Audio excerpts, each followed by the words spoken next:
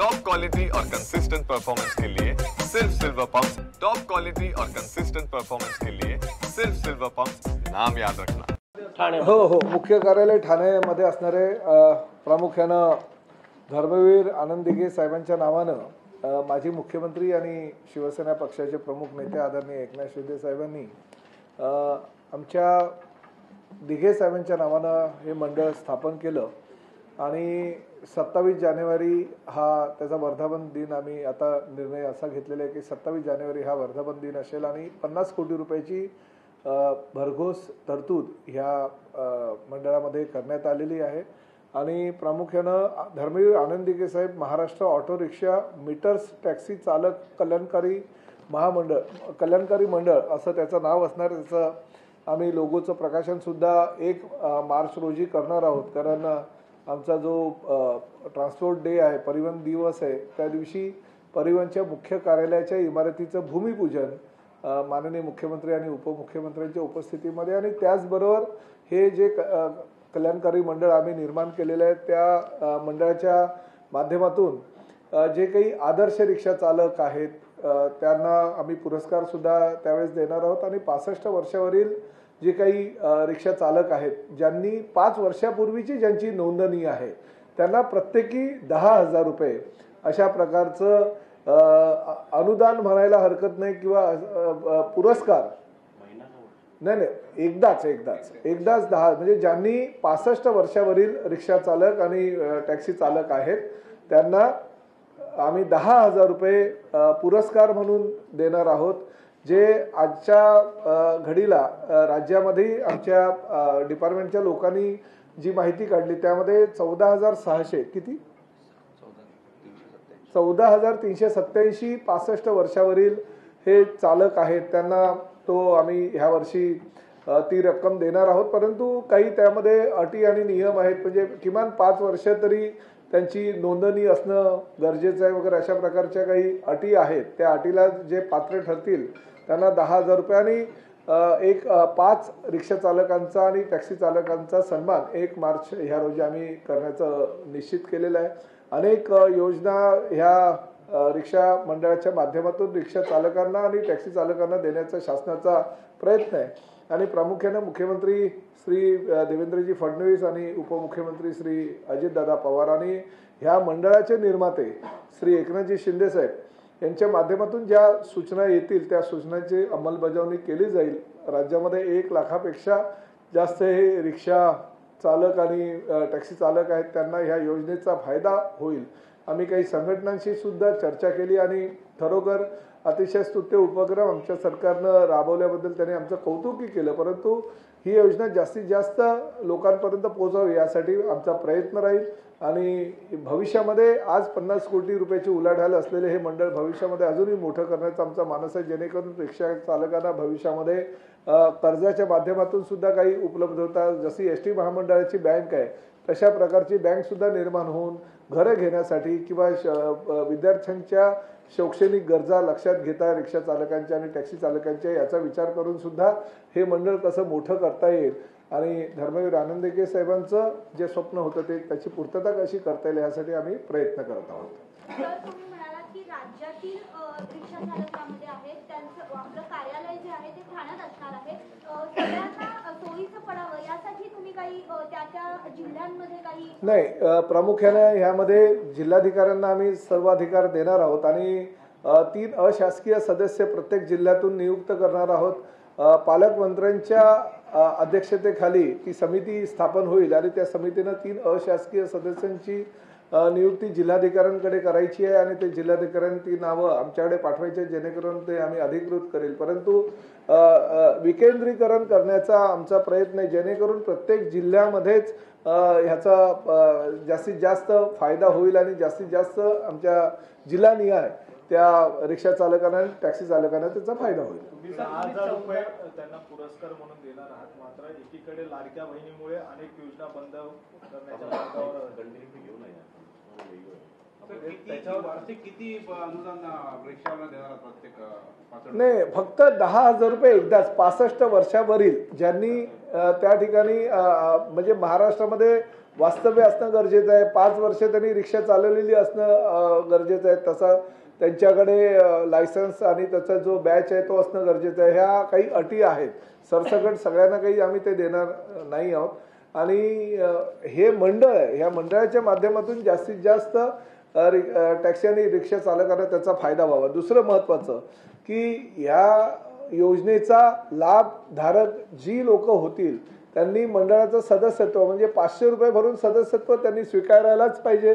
परत वर्षाला त्यांना 300 रुपये आम्हाला वार्षिक फी भरायला पाहिजे. अशा काही सूचना सुद्धा आम्ही म्हणजे ह्या योजनेमध्ये अंतर्भाव करत असताना आम्ही त्यांच्याकडनं पैसे पण घेत आहोत. म्हणजे असं नाही आहे की सरसकट त्यांना ती मोफत आम्ही देतोय, परंतु 500 रुपये सभासद फी आणि 300 रुपये वार्षिक फी ही फी सुद्धा आम्ही त्यांच्याकडनं घेतोय. म्हणजे आर्थिक चणचण राजनीती काय गरज भागणार नाही किंवा आर्थिक अडचणीत काय येणार नाही. शासनाला स्वतंत्र असा तरतूद वेगळी स्वतंत्र मंडळ स्वतंत्र ह्याच रिक्षा चालकांच्या आणि टॅक्सी चालकांच्या ह्याच पैशाच्या माध्यमातून मंडळ कसं व्यवस्थित होईल, सदन होईल आणि त्याचबरोबर जर गरज पडली तर शासनाचं त्यात अनुदान असेल. रिक्षा चालकांच्या सोयीकरता किंवा त्यांच्या भविष्याकरता सगळ्या गोष्टी केलेल्या आहेत, पण यालाच धरून आमची प्रश्न येतो की ज्यावेळेस असं मंडळ स्थापन केलं जातं त्यावेळी बोगस रिक्षा चालक किंवा अति जे रिक्षा असतात बोगस त्यांच्यामुळे रिक्षा चालकांना मोठा फटका बसतो. एखादी घटना घडली की तो रिक्षा चालक तो रजिस्टर्ड नसतो किंवा ती रिक्षा रजिस्टर्ड नसते, याच्यामुळे पडतो. याच्याकरता काय विशेष केलं नाही, त्यात कडक अंमलबजावणी केली जाईल. अशा प्रकारे कोणी जर चुकीच्या पद्धतीनं त्याचा गैरफायदा घेण्याचा प्रयत्न करत असेल तर त्यांच्यावर कठोर कारवाई केली जाईल. बोगस रिक्षा चालकांना बोगस रिक्षा चालकांना कठोर कारवाई केली जाईल आणि ज्या काही कायदेशीर प्रक्रिया त्या प्रक्रिया पूर्णपणे केल्या जातील. तुम्ही 14,837चा जो आकडा सांगितला तो राज्यातला आहे की राज्यातला आहे? म्हणजे हे सगळं योजना ही राज्यातील सर्व रिक्षा चालकांना? हो, राज्यातील सर्व रिक्षा चालकांना आणि त्याचं मुख्यालय हे ठाण्यामध्ये असावं असं यांचं म्हणजे मुंबईला तर आमच्या RTO कार्यालयामध्ये किंवा जागा उपलब्ध आहे, परंतु ठाण्यामध्ये मुख्यालय असावं अशी मागणी होते. तशा प्रकारचं पत्र आम्ही महापालिका आयुक्तांना देतो जेणेकरून एक 3,000 फुटाचं स्वतंत्र असं वास्तू आम्हाला मिळू शकेल. याच्यामुळे किती भर पडणार आहे परत टोटल वार्षिक किती 10,000 निधी नाही बघा, हे म्हणजे जर उत्पन्न तसं बघायला गेलं तर आम्हाला म्हणजे 1 लाख आता रिक्षा चालकांनी आणि टॅक्सी चालकांनी आपल्याकडे ऑटो रिक्षा पूर्ण एवढे राज्यात आपल्याला 800 प्रमाणे जर आले तर 67 कोटी रुपये आम्हाला येणार आहे. 50 कोटी आमचं भांडवल आहे, परंतु 67 कोटी रुपये सगळ्यांनी जर नोंदणी केली तर 67 कोटीपेक्षा जास्त आम्हाला निधी उपलब्ध होणार आहे. आणि आम्ही 10,000 जे देणार आहोत सगळ्यांना, म्हणजे आता जरी पूर्णच्या पूर्ण सगळ्या 14,300 जे आहेत त्यांना पूर्ण जरी दिले तरी ते 15 कोटीच्या आसपास जातात. सरकारकडून काही विशेष फंड 50 कोटीच्या व्यतिरिक्त नाही, 50 कोटी शासनानंच दिलेले भाग भांडवल म्हणून. नाही, गरजच नाहीये, कारण आम्ही फक्त नामधारी आहोत, आम्ही चालवणारे आहोत. हे रिक्षा म्हणजे संस्था जी आहे ह्या रिक्षा चालकांची आणि टॅक्सी चालकांचीच असणार आहे, कारण त्यांच्याच पैशातून आम्ही ह्या योजना करणार आहोत आणि त्याचा फायदा त्यांना मिळणार आहे. आता बघा, सगळे लाडकेच आहेत, लाडके पत्रकार पण आहेत. सर, तुम्ही मात्र ही सगळी योजना आणताय, मात्र या अगोदर रिक्षा चालक संघटनेच्या वेगवेगळ्या संघटना आहेत, त्यांच्याकडे खरं तर त्यांच्या नोंदणी आहेत. त्यामुळे पुन्हा एकदा हा रिक्षा चालकांवर भर नाही का 500 रुपये तो सदस्य म्हणून नोंदणी? नाही, पण त्याला वेगवेगळ्या संघटना आहेत ऑलरेडी. तुम्ही म्हणताय त्या संघटनेचे पैसे वेगळे, पण हे लाभधारक आहेत. त्या संघटनेच्या माध्यमातून ते लाभधारक होत नाही. ह्या योजनेच्या माध्यमातून ते लाभधारक होणार आहेत. त्यांना वेगवेगळ्या योजना ज्या आहेत ज्या आमच्या मंडळाच्या त्या योजनेचा लाभ होणार आहे त्यांना. त्यामुळे यातनं फायदा आहे. आणि जे आज ना उद्या प्रत्येक रिक्षा चालक टॅक्सी चालक हा 65 वर्षाचा होणार आहे, त्यांनी दिलेले पैसे ते त्याला 10,000 रुपये तर ते असेही 65व्या वर्षी परतच मिळणार आहे असं म्हणायला हरकत नाही. तुम्हाला शासकीय कर्मचारी नियुक्ती जर बघितली असेल तर 60 वर्षाचे, रिक्षा चालकांना 65 वर्ष. त्यामुळे हो, तुमची जी म्हणणं आहे तसंच आमच्या संघटनेच्या लोकांनी पण आता सांगितलं होतं की 65 का आम्हाला म्हणजे 60 पर्यंत ती मर्यादा करावी, तर त्यावर आमचा विचार चालू आहे. राजकीय प्रश्न घेतो. न्यायमूर्ती BR गवई यांनी त्यांच्या सुनावणीमध्ये असं म्हटलं, लाडकी बहीण योजनेला धरून एक याचिका त्यामध्ये त्यांनी असं म्हटलंय की दुर्दैवाने मोफत योजनेमुळे लोक कामं करण्यास तयार नाही, त्यांना मोफत रेशन मिळत आहे, त्यामुळे कोणी काम न करता त्यांना पैसे कमवत आहेत, पैसे मिळतात. नाही, कसं आहे, सुप्रीम कोर्टाचे काल एका निकालाच्या माध्यमातून सुप्रीम कोर्टानं ते आपल्या भावना व्यक्त केल्या आहेत. परंतु ही रिक्षा मंडळ जे आम्ही रिक्षा आणि टॅक्सी मंडळ जे आहे हे मोफत योजना नाही आहे. त्यांचेच पैसे आमच्याकडे येत आहेत आणि त्या पैशाचा विनियोग त्यांच्यासाठीच आम्ही करतोय. त्यामुळे आम्ही काही मोफत पैसे त्यांना देत नाही आहोत. त्यामुळे बाकीच्या योजनांमध्ये आणि ह्या योजनेमध्ये फरक आहे. सरकारचे मंत्री म्हणून प्रश्न विचारतोय की गवई मॅडमने जो पिक्चर पास केला त्याच्यावर काय म्हणतात? माननीय सर्वोच्च न्यायालयानं निकालामध्ये जर काही म्हटलं असेल तर त्या निकालावर किंवा त्यांच्या ज्या भावना त्या भावनांवर मी मत व्यक्त करणं योग्य होणार नाही. कारण ते प्रकरण न्यायालयीन आहे. त्या विचार म्हणजे त्यांच्या ज्या भावना आहेत तो काही निर्णय त्यांनी दिलेला नाही, परंतु त्यांच्या भावनांवर मत व्यक्त करणं पण योग्य नाही. इतर योजना आहेत यातून जे भरघोस पैसे दिले गेले त्यामुळे अनेक जिल्हा नियोजन बैठक असतील किंवा अनेक जे योजना आहेत त्याला पैसे कमी पडत आहेत असं देखील आहे. शिवभोजन थाळी जवळपास बंद होत आलेली अजित पवार नाही. बघा, ही तुमच्या माध्यमातून ह्या बातम्या सगळीकडे जात आहेत. शिवभोजन थाळी किंवा लाडक्या बहिणीची योजना किंवा अजूनही काही ज्येष्ठांसाठी तीर्थदर्शन योजना ही योजना बंद करणार म्हणून तुमच्या माध्यमातून त्या बातम्या येत आहेत. पण त्या खपोकल्पित आहे. ह्या कुठल्याही अशा योजना बंद होणार नाही. शासनाचा तसा विचारही नाही आहे आणि शासन सक्षम आहे. आम्ही आमचे जे काही उत्पन्नाचे स्रोत आहे ते वाढवण्याचा प्रयत्न करतो. आता RTOचंच उदाहरण, गेल्या वर्षी आमचं 15,000चं उद्दिष्ट होतं. आम्ही यावर्षी 17,000चं करायचं टार्गेट केलं. म्हणजे 2,000 आमच्या डिपार्टमेंटच्या माध्यमातून शासनाला कसे जास्त मिळतील यासाठी आम्ही प्रयत्न करतो. त्यामुळे आम्ही उत्पन्नाचे स्रोत वाढवून सर्वसामान्य जनतेला जास्तीत जास्त फायदा आणि सुविधा कशा देता येईल यासाठी आम्ही प्रयत्न करतो. RTOचा स्रोत वाढवायचं सांगताय, मात्र ज्या फाईन आहेत, फाईन ज्या आहेत RTOच्या गाड्यांवरच्या, ह्या वसुली करण्यासाठी काही वेगळं उपयोग करणार आहात का? कारण की बऱ्याच फाईन पेंडिंग आहे. नाही, अशी काही योजना अजूनपर्यंत माझ्याकडे आली नाही. परंतु मी तुमच्या मताशी सहमत आहे. काही निर्णय जे पूर्वीचे होते त्यात बदल करणं गरजेचं आहे आणि त्या संदर्भात माझी चर्चा चालू आहे. साहेब, शिवभोजन थाळी हा शिवसेनेचा महत्त्वाचा विषय होता आणि ती जवळपास बंद होत आहे. एक शिवभोजन थाळीचं शिष्टमंडळ अजित पवारांना भेटायला गेला असता त्यांनी निवेदन देखील स्वीकारलं नाही. त्यांनी स्पष्टपणे सांगितलं की आता माझ्याकडे निधी नाहीये आणि तुम्हाला. राज्याचे मुख्यमंत्री आदरणीय देवेंद्रजी फडणवीस साहेब यांनी कालच या बाबतीत आपण स्पष्ट मत व्यक्त केलं आहे की शिवभोजन थाळी किंवा ज्येष्ठ नागरिक तीर्थदर्शन योजना ह्या बंद होणार नाही. राजन साळवी यांनी ठाण्यामध्ये शक्तीप्रदर्शन करत प्रवेश केला आहे. ठाकरे गटाला मोठा धक्का मारला. राजन साळवींसारखे इतर अनेक नेते मंडळींनी शिवसेनेमध्ये प्रवेश केला आहे. आता कालच मीरा भाईंदरचे उबाटाचे माजी आमदार गिल्बर्ट मेंडोसा आणि 3 नगरसेवकांनी सुद्धा शिवसेनेमध्ये प्रवेश केला. त्यामुळे हे प्रवेश चालूच आहे.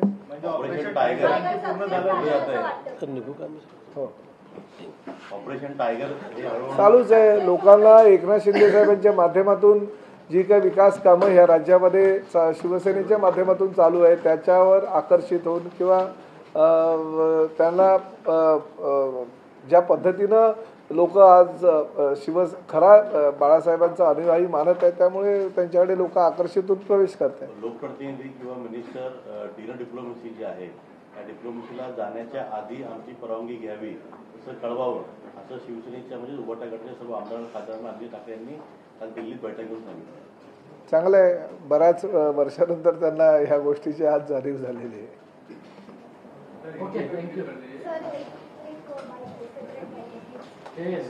सेपरेट माझा फ्लाईट आहे. हेच बाईट सेपरेट नाही. नहीं नको पहली बार है ऑटो चालक कॉर्पोरेशन बनी है, उसमें निधि भी दी जा रही है, मेंबर ऐड किए जा रहे हैं, किस तरह से काम चल रहा है? ऑटो रिक्शा चालक और टैक्सी चालकों के लिए जो 1 लाख से ज़्यादा हमारे महाराष्ट्र में रिक्शा चालक और साथी में हमारे टैक्सी चालक है उन लोग के लिए कल्याणकारी मंडल जो हमारे धर्मवीर आनंद दिघे साहब है उनके नाम से हमने चालू किया है. 50 करोड़ की निधि राज्य शासन के माध्यम से उपलब्ध हुई है और उसमें बहुत सारी कल्याणकारी योजनाएं हम राज्य के हमारे सभी टैक्सी चालक और रिक्शा वालों के लिए ला रहे हैं। और खासकर इसमें तो बड़ी योजनाएं जो है वो 10,000 रुपये हम अनुदान के स्वरूप में दे रहे हैं जिनकी उम्र 65 साल हो गई है, जो 5 साल से रिक्शा चलाते हैं कि कम से कम 5 साल रिक्शा चलाते हैं या टैक्सी चलाते हैं, तो ये बहुत ही अच्छी बात है। और साथ ही में आदर्श रिक्शा चालक पुरस्कार, आदर्श टैक्सी चालक पुरस्कार, सुरक्षित बस स्टैंड और स्वच्छ और सुंदर रिक्शा, इस तरह से बहुत सारी योजनाएं हम ले रहे। भविष्य में ये योजनाओं का ज़्यादा से ज़्यादा लाभ हमारे रिक्शा टैक्सी चालकों को होना चाहिए, उनके परिवार को होना चाहिए। इसलिए अगर स्कूल के लिए अगर कुछ ज़रूरतें उतनी है तो उनको वो मांगे भी इसके माध्यम से हम पूरी करने जा रहे हैं। साथ ही में अगर घर लेने के लिए किसी को ज़रूरत है तो उस तरह से अगर एसटी महामंडल की जैसे बैंक है वैसे इसकी अगर बैंक बनाई जाए तो वो भी हम सोच रहे हैं। जो अगर एक्सीडेंट होता है रिक्शा का या और कोई रिक्शा चालक का भी एक्सीडेंट होता है तो उनके वारसों को या उनको जो दवाई की ज़रूरत है वो भी पूरी होनी चाहिए, इसके लिए भी हम काम करें। तो ये बहुत सारे विषय जो रिक्शा चालकों के लिए और टैक्सी चालकों के लिए है लेने का निर्णय हमारे जो मुख्यमंत्री रह चुके हमारे एकनाथ शिंदे साहब है, जो आज उप मुख्यमंत्री है, और हमारे जो गुरुवर्य है धर्मवीर आनंदी के साहब, उनके माध्यम से हम ये योजनाएं पूरे राज्य के लिए चालू करेंगे। आज राजन साल्वी ने प्रवेश किया है शिक्षा में, आने वाले समय में उपाठा से कई लोग, कई नेता। अरे आज राजन साल्वी ने किया, कल गिलबर्ट मेंडोसा जी ने और 3 नगर सेवकों ने किया। रोज प्रवेश का तो दौर चल ही रहा है। हम कभी कभी प्रवेश लेते लेते हम थकते हैं, मगर हमारे पार्टी में प्रवेश करने वाले लोग नहीं थकते। इतने बड़ी संख्या में लोग हमारे पार्टी में प्रवेश कर रहे हैं। इसका कारण यही है कि हमारे जो पार्टी के मुख्य नेता है आदरणीय एकनाथ शिंदे साहब, उनके कार्यप्रणाली के ऊपर खुश होते हुए या कार्यप्रणाली जो उनकी है उसको देखते हुए सभी लोग हमारे पार्टी में प्रवेश कर रहे हैं। हम सबका स्वागत करते हैं। आदित्य ठाकरे दिल्ली गए हुए हैं, शरद पवार से नाराजगी शिवसेना यूपीटी की बढ़ रही है, क्या आप लोगों के लिए ये अच्छी बात है? एमबीए टूटेगी ऐसा लगता है? नहीं, एमबीए तो देखिए पार्लियामेंट इलेक्शन के बाद में ही टूट गई है, क्योंकि विधानसभा इलेक्शन के दौरान आपने देखा था कि बहुत सारी जगह पे उन्होंने अलग अलग उम्मीदवार डाले थे, तो अभी तो कुछ रह ही नहीं गया। सबको ऐसा लगता है कि इनकी वजह से हमको नुकसान हो गया, सबको, कांग्रेस को ऐसा लगता है शिवसेना की वजह से नुकसान हो गया, शिवसेना को लगता है एनसीपी की वजह से नुकसान हो गया, तो ये महाविकास आघाडी तो टूट गई है। दिल्लीत जो पुरस्कार सोहळा झाला त्याच्यावर जो पुरस्कार दिला गेला त्यावेळी शरद पवारांनी जी तारीफ केली आणि यानंतर आता आदित्य ठाकरे दिल्लीत गेले, पण त्यांनी केजरीवालांची भेट घेतली, शरद पवारांची भेट घेतली नाही। मविया पार्ट 2 मवियामध्ये उभीफूट पडली का? उभीफूट पडलेले हे दिसतंच आहे। आणि काल ज्या पद्धतीनं पवार साहेबांसारख्या एका ज्येष्ठ नेत्यावर आरोप करण्यात आले किंवा त्यांच्याबद्दल बोलण्यात आलं, खरं तर ही महाराष्ट्राची संस्कृती। आणि शरद पवारांनी कधी सांस्कृतिक कार्यक्रमामध्ये जर काही एखाद्याला पुरस्कार वगैरे देता येईल त्यामध्ये राजकारण कधी बघितलं नाही, आणि ही संस्कृतीच नाही महाराष्ट्राची। आजपर्यंतचा इतिहास बघा, प्रत्येक राजकीय पक्षाच्या नेत्याचा सन्मान होत असताना सर्वपक्षीय नेते हजर होतात आणि त्यांनी केलेल्या चांगल्या कामाचा गौरव करतात, परंतु ते व्यासपीठ सोडल्यानंतर स्वतःच्या पक्षाच्या व्यासपीठावर जेव्हा ते जातात तेव्हा ते विरोधी पक्षाचा सदस्य म्हणून त्याच्यावर ताशेरे ओढत असतात, प्रहार करत असतात। ही तर राजकीय संस्कृती आहे। आणि एखाद्या कार्यक्रमामध्ये जर आमचे मुख्य नेते एकनाथ शिंदे साहेबांचा सत्कार पवार साहेबांच्या हस्ते झाला असेल, त्यावर एवढा आडडोंब उडत असेल तर ते योग्य नाही। महाराष्ट्राची संस्कृती या सर्वांनी विसरता कामा नये। लाडक्या बहिणीमुळे कुठेतरी ताण होतोय सरकारवर, त्यामुळे जो काही निधी आहे 70% फक्त निधी वापरण्यासाठी काही सूचना देण्यात आलेल्या नाही, अशा काही सूचना देण्यात आल्या।